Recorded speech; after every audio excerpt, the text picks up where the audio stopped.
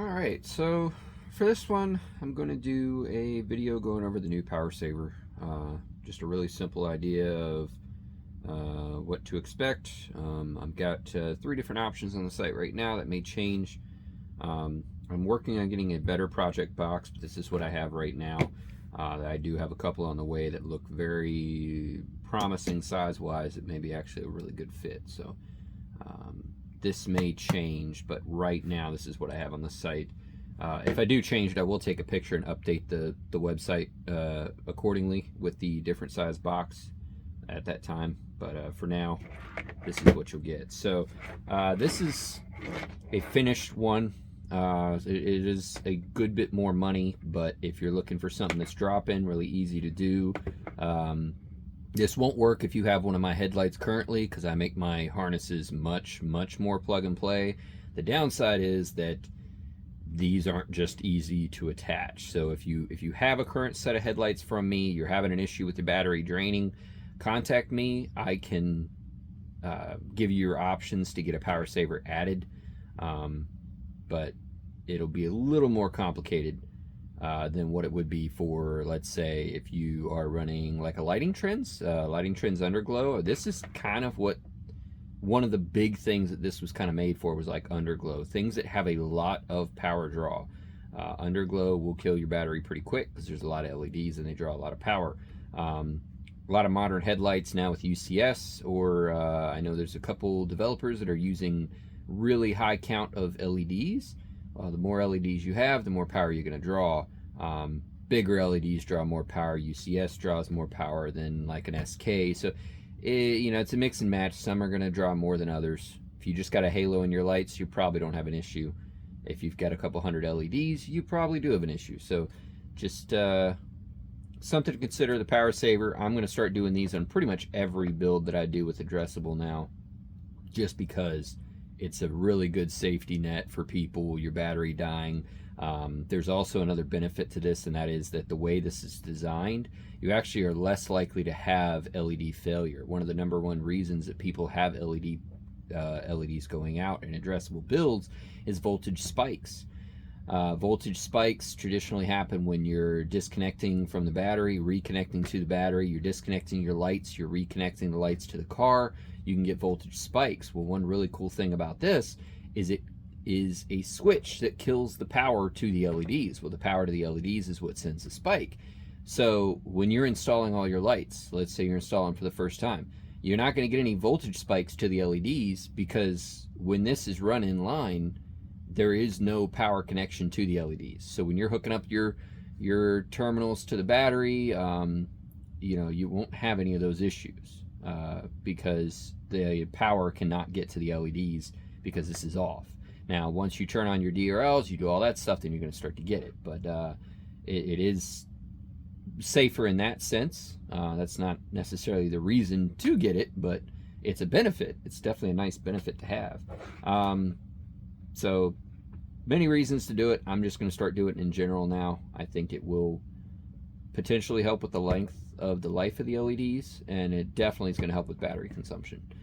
As far as this one goes, this is kind of like a prototype, like my first round. I'm going to see if I can get these made by my manufacturer, wired up and ready to go.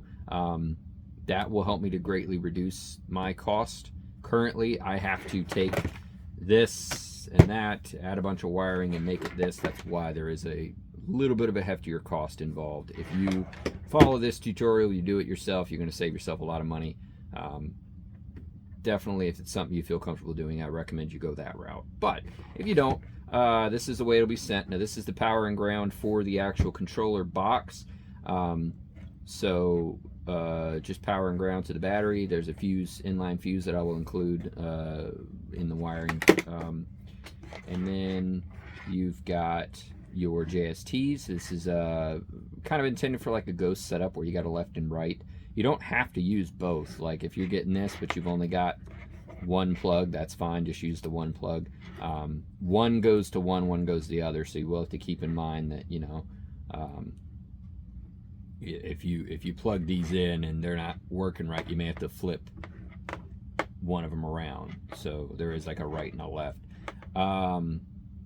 Then you also have your triggers and your outputs. So these three are your triggers. Now these would go to, traditionally, I generally would use DRL and both turn signals if you're on headlights. If you're running taillights, then I would do your parking lights, your brake for sure, and then your last one, you probably want to do your turns, one of your turn signals.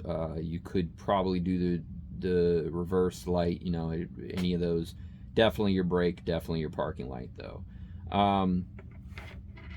This wire is your trigger for your show modes. Now this is a low amperage wire. Do not run a demon eye, do not run anything that puts out amperage or voltage to this. It's very low, but it is enough for a trigger on the Ghost controller. So if you're not familiar with the Ghost controller, you can turn the brake input to a show mode input, which basically means that if you run a wire to that brake line for like headlights where you don't need the brake, it will actually activate a show mode that you can preset. So without having to pull up the app, without having to open the phone, you can actually activate that using this extra wire here.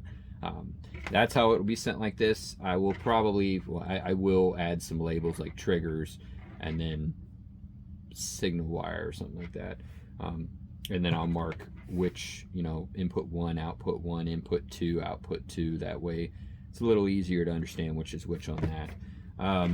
That's how it is. It is waterproof, so, you know, you have nothing to worry about here. It's sealed. Everything's inside. That's how I'd send that one. If you're just buying this, which is, like I said, this is kind of the way I would go. If you're somewhat confident that you're able to do this yourself, this is the way I would go. You will get the board and a remote that is already synced to the board. So, you know, the nice thing about these is that if somebody else has a remote near you, they can't accidentally turn on your controller because they do actually sync to the board. So you won't have to worry about that. I'll also have it synced for the show mode output as well. So all that will be set as it's sent to you. You have the 4 wires here. The 3 on this side, you'll see on the board it says input 1 or IN1, IN2, and IN3. Those are your inputs. And then you have out. That is your output. That is the output that goes to the brake control. You do not have to use that. That's totally optional.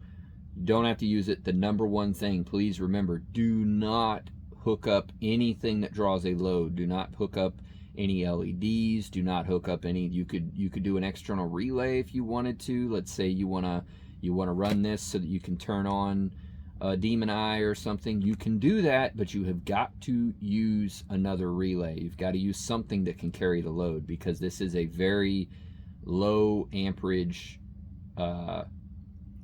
transistor or transmitter, RF transmitter. So it's definitely not designed to have a high load on it. So please remember that. I mean, I think worst case you just fry that circuit, but you know, ideally we don't do that. This is your power and ground that goes to the actual board itself. So this can be low grade wiring. I'm going to use 18 gauge. That's what I generally use. That's what I have here. It doesn't actually carry the load itself of the LEDs, so you don't need anything thick. You don't need anything big. For these, that is a bigger terminal, so you can go a larger size. I've got some, I think this is 14 gauge here that I will use. This is probably overkill for most applications. I think in most cases you're probably good with 18. But if you're doing Underglow, it might be beneficial to go with like a 14 or maybe even a 12, you know, depending on what kind of load you're running. These are rated for 30 amp. The current rating on these. I have talked to my manufacturer about designing one that might be a lot smaller, that might be like a 20 amp or a 10 amp. But you know, you're running Underglow, you're running a whole lot of Underglow. I wanted to make sure this is beefy enough to take just about anything you can throw at it. I do know some guys are running stupid levels of amperage, and if that's the case, you may need 2 of these. But 30 amp is going to cover almost anybody's wiring. with the exception of those few extreme builds.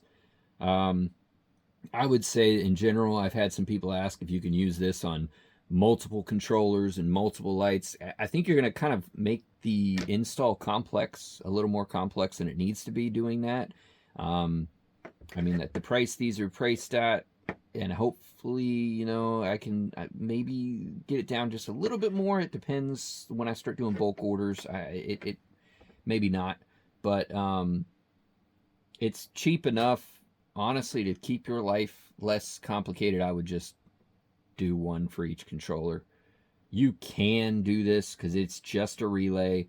As long as you run all your LEDs through the relay, you can run 27 different lights through it. You can do that. I wouldn't recommend it, but you can.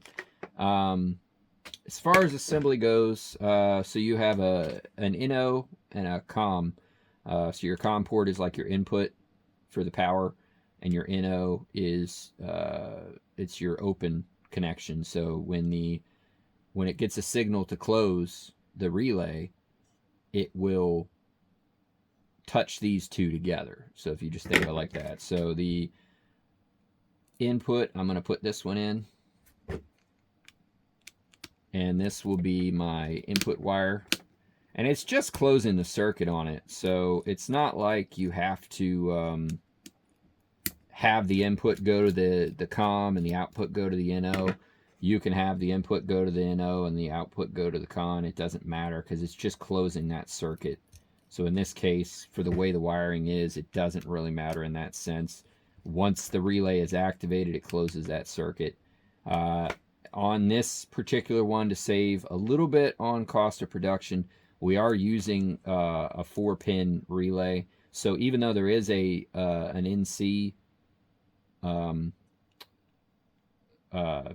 attachment there for you to put a wire in, it's not actually running to anything on the board. We designed the board so that we could switch out to a 5-pin if there was some reason why it made sense to do that, but for the most part it really doesn't. So at this point we're not using that. So if you do for some reason have a reason why the NC would be beneficial for you, let me know. You know, maybe I can make a couple that I switch these out for a different style. But in general, I can't think of any cases where the NC would be beneficial. So we did not implement it in this case. And so I'm just going to put these in like so. So I got my inputs and outputs for the wiring. This is the main power line. So this is going to be what carries all the power from the battery to your LEDs. Another thing to consider with these, this does not control power to the ghost. So that's not really the intent of this. You want to leave the ghost on all the time. It's a very low power draw. It's not going to kill your battery. The ghost controller alone can run for weeks and not have a problem. I would not run the ghost through this. It also kind of has a potential for maybe sending data line spikes and things like that if you're kind of, you know, flipping the ghost controller on and off. So just don't do that. Run the ghost directly to the battery, and then run all of your LEDs power through this. If you need to do 5-volt inversion, that's fine. You can run 5-volt or 12-volt through here. It doesn't matter. The way that I usually run it, I will actually run 12-volt through, and then if I have any 5-volt LEDs, I will run an inverter on the output wire. So that way 12-volt goes in and comes out. I've got 12-volt. I've got an inverter putting 5-volt. That means I can split the 5-volt and the 12-volt off and run that to the LEDs. And that way it's all controlled. So 12-volt and 5-volt is turned off when I'm not in use. But I don't need to have two of these to do that. I can just use the same one. Next part is the wiring for that. Wire color does not matter. So if you're seeing me using this RGB wiring here, it's just because that's what I have. That's what I generally use. Colors, as far as what wires you use, that does not matter. Gauge matters a little bit. These inputs are really low amperage, so you don't really have to worry about using two small or too big. One thing I would consider is just that whatever you use, make sure it's not like so small that it ends up breaking or something. I know some of the 22, 24 gauge wiring, if you flex it too much, it seems like it wants to break. So, just keep that in mind. You don't want to go too cheap on it, but BTF 20 gauge wiring is perfectly fine. 18 gauge is fine. All of that stuff. You don't have to go too beefy on it. I actually get this stuff from AliExpress by the roll. It's pretty cost effective that way, and I've been pretty happy with the wiring in general. And I'm sure there's better options out there for wiring, and so if you guys have a good solid source that you trust, stick with it. If not, hit me up. I can always point you in the right direction for some cheaper wiring that is still, at least from what I've seen, the stuff that I've used, it's pretty good stuff.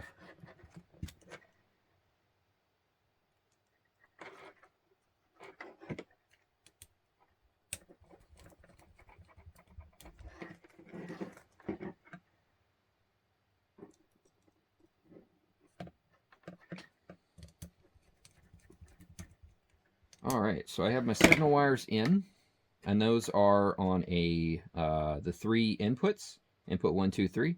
Those are on a 15-second delay. So the way it works is once the power is applied, when the power is turned off, so let's say your DRLs turn on, you're driving down the road, everything's fine, you park the car, you get out, you go inside. 15 seconds after your DRLs turn off on the car, it will disconnect the power. So it will maintain power that full amount of time. One of the reasons why that was such an important part, and why I didn't just go with a basic relay that opens and closes, is your animations.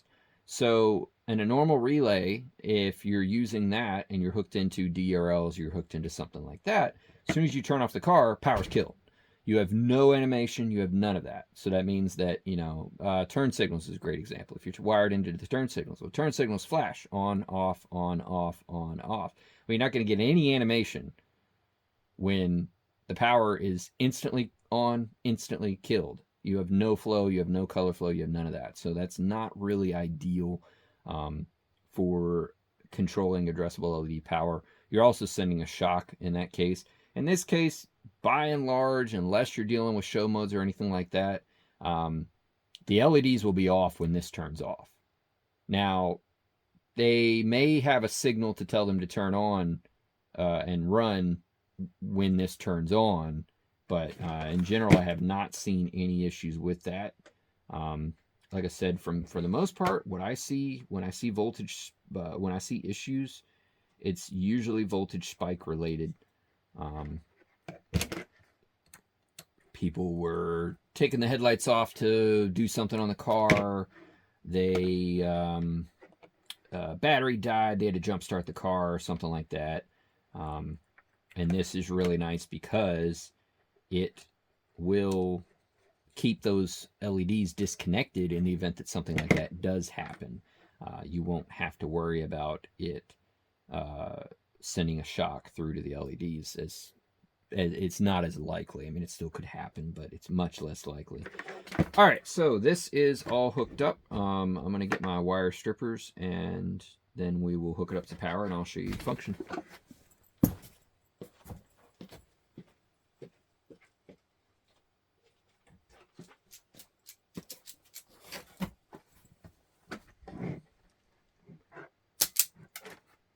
So I'm not going to worry about those because that's just a power through, but I'll kind of show you how it clicks. So power and ground, you can run that any way you want. In this case, because I've made it plug and play, I have it going to the battery, but in the case that I actually make like a controller, what I'll do is I'll have this run to the 12 volt power on the Ghost itself, and then that will come into here. So I mean, I'll make it all really seamless for a build. If I do a build on it, you'll just have this one extra little box that's hanging off by a wire that's covered in the braided sleeving. So it just makes it a little bit easier to install rather than having to wire anything up, plug anything up, do anything like that. That's how I generally do my harnesses. Just as plug and play as I can, just round barrel connectors. Those are on the website as well if that is something that interests you. All right, so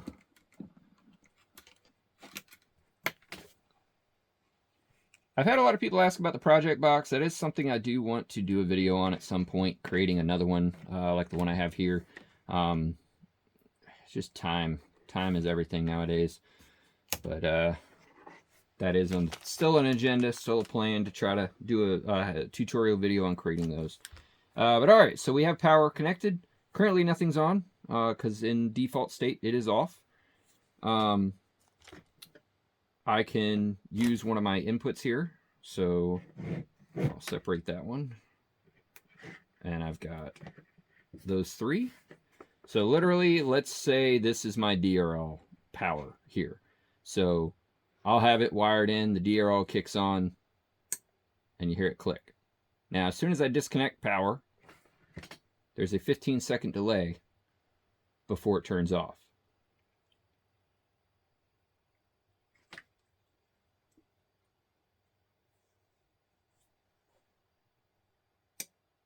There it is. That delay is the same on all three of the inputs. So if your turn signal's flashing, you will not have to worry about the power turning off in the middle of a turn signal flash. That power is going to stay on long after you turn off that turn signal, 15 seconds after. It is important that you don't send 12 volt to the trigger, because that can cause some issues, because it is an output, not an input. So make sure you have them separated. You don't accidentally run your trigger wire, which goes, once again, that goes to your brake input on the Ghost, or don't use it at all. You don't have to use it if you're using taillights or something like that, which I do myself. Don't use that. You don't need it. These are the input wires. So once again, whatever you do, do not run a DRL, turn signal, a brake input. Do not run any of that to the one that is marked output. All right. Also, it is the controller here. So these controllers, I like them myself because they got the little door that closes over them. You don't actually turn them on. Just slide it right open like that. I'll hit B. It closes the circuit. So I'm at a car show. I want to show off the car. Maybe I'm at work. It's after work. I don't want to have to go over to the car to actually open it. But I want to show it off to some friends. I can just push B. That turns on the power to the LEDs. And then I push A. Now A won't click or anything because it's like a solid state little thing in there. So A will actually activate that brake line, and that can be wired into your Ghost for your show modes, and you activate those. So it's kind of a neat feature because that way you can actually have up to 8 show modes queued up. So when you want to show off to your friends, all you got to do is just pull this out of your pocket, push 2 buttons, and you're showing off your lights. You don't have to open up the phone. You don't have to go in the car and push any buttons, start anything, flip any switches. You don't have to do any of that stuff. You can just do it right here with these 2 buttons. It's very important, though, that you remember when you're done with that, you want to turn off your show mode and then turn off the relay before you go driving down the road or do anything. Because let's say you're showing off your lights at work at the end of the day, then you jump in the car, you drive home, you get out of the car, you go inside, you go to bed, you eat, you do whatever you're going to do, and then you go out the next day, your battery's dead. Well, why is it dead? Because you forgot to disconnect the relay. So it's very important that you remember, if you're doing show modes, if you're at a show, if you're showing it off to somebody and you're using this, you defeat the entire purpose if you forget to turn this off. So keep that in mind. Also, another thing to keep in mind for the builders out there, something I've noticed a few times if you're using the brake input, on the Ghost controller, currently on the current software version, there is a delay. It seems like it runs through the 8 show modes, and then it takes like a minute before it resets and starts the show modes over again. So if you do notice that, if you're a little bit new to using the brake mode, that is currently, that's normal. Just let it go. Don't be pushing your buttons trying to figure out what's going on. It's just resetting itself. It will start up again in, you know, a minute or so. I'm hoping that they'll figure out why it's doing that and come up with a solution at some point, but they have been informed, so hopefully. I think that's about it. Like I said, these project boxes I do have, and I have them on the site right now. It's a temporary solution, but they do work. The way that I do these to make them waterproof, I actually use Gorilla Glue, Clear Grip contact adhesive. You could use gasket maker, you could use something else, but basically you just want to line all this up. So pull out your insert. You're gonna line it up in here in the crack, just like you're sealing up a motor, all the way around, using this basically as sealant. Once you get down in that bottom one, slide this back in, go over top of it. This will go inside the box just like that. I'll turn off my power there so I don't fry anything. And then this will go right over top. There are 4 screws included.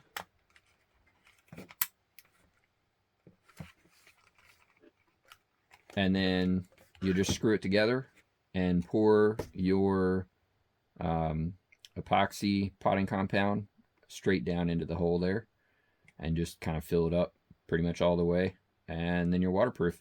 And it was just like that one. You can see, you know, I came up so far. I think I did like 2 ounces, 2.5 ounces or so. And it's enough. It's waterproof. Nothing's going to happen. It's not going to open. That case is sealed now. And I have nothing to worry about with that relay, aside from, you know, miswiring something. But it's safe. The water's not going to get to it. So that's what I have so far. Like I said, I do have better ones on the way. Better ones coming that do appear to fit a little better. It's just the weight for them was a little bit longer than these. So I do have these for now. It's something. If that's not your cup of tea, I did do this, and I can do these. If you hit me up directly, I can get you one of these. But this is a box. It's something I had on hand, so I made it work for another guy that ordered some of these. The way I've got it, I actually will cut a hole here with the laser cutter for the wiring to come out. This will go directly over top of the relay, so the relay will be sticking out just a little bit, but it's very simple to pot. You don't have to worry about sealing it or anything. You just put it right in there, pour your compound in there, put the top over it. The wiring, like I said, will go out the hole that I would cut right there. This isn't the normal one that I'll be selling, but if it's preferable to you, if you think it's better, let me know, and I can cut one of these for you. And hopefully soon I will get a better project box for these. Like I said, I do have a couple on the way. One that looks like it should be a perfect fit. But hopefully soon. All right, so hopefully I've covered any possible questions there might be with it. Like I said, it is rated for 30 amp. I think it adds quite a few features that make it a little better than just your average relay. That timer delay was huge, and then in addition to that, I did want to do something that would utilize that brake show mode trigger, all while being able to use a remote, but still be automated for the DRLs and turn signals, normal daily function. I've got controllers just like this on my on 2 of my vehicles, and I've had them on there for several months now, like about a year, almost a year. And they work great. I love them. I'm sold on it now, so I'm going to be using it on all my builds. I'm going to be ordering in bulk. Hopefully I can get the price down a couple bucks. It's not going to be a whole lot, but you know, larger orders, I should be able to get it down a little bit. And definitely appreciate you guys' support. If you're not yet following social media, Next Level Neo is the new brand for parts. And we have Instagram, our Facebook. I'll be using that a little bit more here as new parts come out. Obviously, we have the new website. Braggin' Lights is still up and running, but Braggin' Lights has basically just become the retrofitting side. Trying to separate the two. I get a lot of guys that come to my site to look for the lights, and I got a lot of guys that come to my site looking for parts, and it's kind of hard to design a website around two different groups of people. So there's two sites, two companies, two businesses. That's the reasoning for it, just to try to separate the two, the parts from the builds. And that way I can properly focus on each demographic on each page. So if you're not yet following, I will at some point soon be creating a YouTube channel for Next Level Neo. I'll probably kind of cross-post the videos just to make sure that nobody misses them. And then obviously the social media will be a great way to stay up to date with any new designs that we come out with. There are more Halo designs in the works. There's a star currently being made. That should drop, I would say, by the end of this month. We should have them in. I've got more gears on the way. The gears are going to be in RGB, and they will also be in switchback format probably within the next month or two. So you guys seem to really like the gear. That's awesome. I appreciate it. That's sweet. So, you know, any designs that you guys seem to really like, any designs that you guys seem to buy a lot of, I will try to make available in more formats. Obviously, addressable is my most popular format for anything that I make. But I also understand RGB is sometimes a little bit more someone's style. The LEDs can be a lot closer. My RGB controllers do have a DRL and a turn signal input, so you do not have to worry about the issues with, you know, figuring out how to make them work for your DRLs. You don't have to worry about that with mine. There are inputs for that. They are also very well diffused. That was one of the things that was a big focus on those designs. They're actually quite a bit more expensive than the addressable Halos, and that, you know, you'll see that in the price point. But that does include a controller, that does include all the drivers, that does include the DRL, the turn signal inputs, that includes all of that. So I think for the cost of what you're getting, I think it's a pretty good deal. But trying to keep them as cost effective as you can. Also, another thing that we're going to be trying to branch off to get into is shrouds. I currently have 13 different styles of shroud that I have ordered. Should be here probably within the next month. And those 13 different designs I will be greatly reduced from what you'll see at TRS or something. It's just, for the longest time I avoided carrying shrouds just because the margins weren't really great, and you got to have so many of them. I think I had to order like 300 and some pair of shrouds just so I could have enough quantity that, you know, I feel comfortable trying to sell it. So, you know, it's something that I was kind of dragging my feet on, but TRS is just charging astronomical prices for shrouds now, and it's just stupid. I can't, you know, I'm not going to do that. So I will be getting them on the site here soon for you guys to be able to take advantage of. Still a lot of stuff planned out, still a lot of things that I'd like to get done. Money is always the only thing that slows me up, but you guys have been supporting me a lot. The amount of stuff that I've been able to do lately is much more than it was a year ago. So, you know, very much appreciative of all you guys' support. If there's anything you want to see, custom designed halos, that is something that I've talked to a few people about. It can be done if you want to get a custom designed halo.